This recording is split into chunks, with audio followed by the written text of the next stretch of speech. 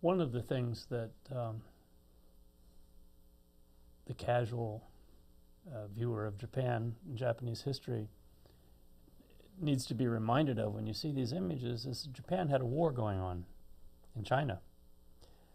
We think of World War II, we Americans, as starting with Pearl Harbor and ending in 1945 in August.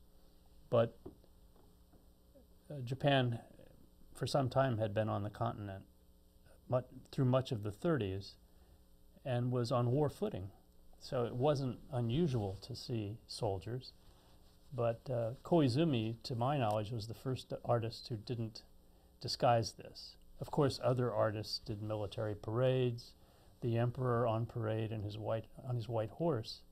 But this is part of the city when you walk around. If you go past Meiji Shrine, or if you go toward the headquarters of the 3rd Regiment, very famous because of imperial membership in it, and because of some of their forays and their political attitudes.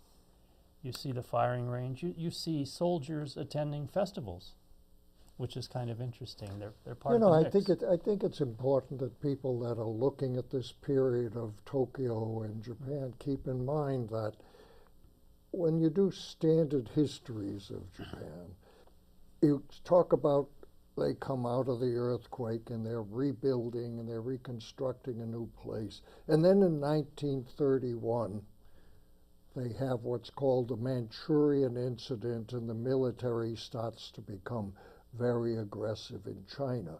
And then most histories will then say, okay, now here's our chapter, Japan and the Road to War.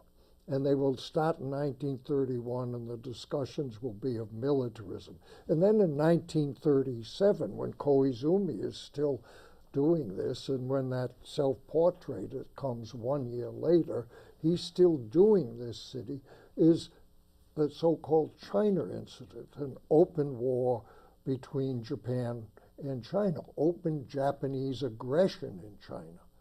1937 is when the rape of Nanking takes place.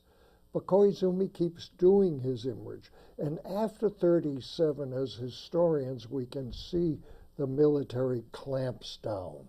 But if you do the kind of art history, social history, cultural history, that visualizing Tokyo or visualizing Japan through the record enables us to do, life is going on.